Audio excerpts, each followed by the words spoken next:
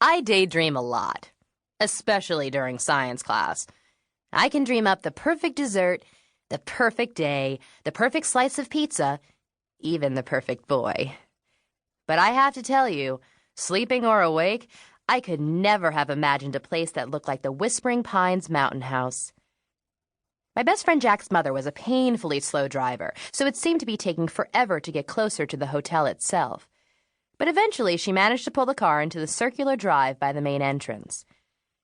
Almost immediately, a guy in a red and black uniform and an embarrassing little cap approached our car. "Checking in?" he asked. And he glanced at the back seat at me and Jack and gave us a little wink. Now that's what I call service. "Yes," replied Mrs. Gray, a little icily. "We're with the Young Northeast Musicians Convention." Jack's mother is not exactly the warm and fuzzy type. I'm betting in a previous life, she was Attila the Hun or some other big guy with a spear that scared everybody half to death and ate raw meat.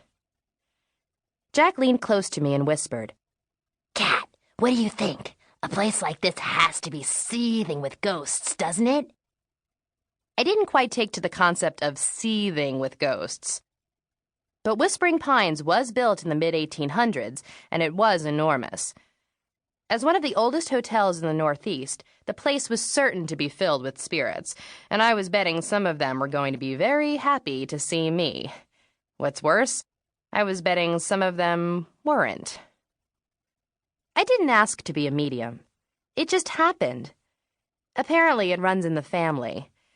My mom says if I ever have a child of my own, chances are 50-50 that on the kid's 13th birthday, they'll start seeing spooks too. Then there will be 3 consecutive generations of us who can communicate with the dead. If I have triplets, we could start our own spirit-seeing volleyball team. Imagine the possibilities. "Girls, I'm going to go inside and get us checked in. Why don't you stay here with our things until I'm done?" It wasn't really a question. Jack and I nodded, and Mrs. Gray stepped out of the car and walked primly toward the entrance. As usual, she was dressed like she'd just come from a reception at the White House. "She seriously thinks the bellboy might rip off some of our stuff if we leave the car unattended?" Jack said. "I'm sure her collection of tweeds and velvet headbands would cause a virtual stampede on eBay." "I think it's your cello that she's worried about," I said. "Well, that makes 2 of us," Jack muttered, staring out the window. After the huge deal Jack had made about quitting the cello just 2 months ago, I was as surprised as everyone else when she started playing again. Secretly, I was pleased, but I tried not to make too much out of it. I knew Jack well enough to know that if and when she wanted to talk, she'd let me know. I examined her profile. Her red hair was pulled back with a silver barrette, exposing one tiny ear, and her eyebrows were furrowed. "Are you okay?" I asked, having second thoughts. Jack shrugged. I remained silent. There was nothing I could say that would help the hopelessly complicated relationships that Jack had with her mother and with her cello. Jack was incredibly gifted. There was no doubt about that. But after a lifetime of being pushed to excel at her music, Jack had rebelled. Mrs. Gray had spent the last 2 months trying to lure Jack back to her musical studies. When she pitched the idea of attending the week-long YNMC convention at the famous Whispering Pines mountain house, Jack agreed, under one condition. I had to be invited too. "Let's at least get out of the car," Jack said. "I want to smell the mountain air. I don't think the cello-thieving bellboy will try to make a move if we're standing right here." I agreed with a giggle, and we climbed out of the SUV, which was the size of a small hut. I think Mrs. Gray thought it was safer to drive a ginormous car.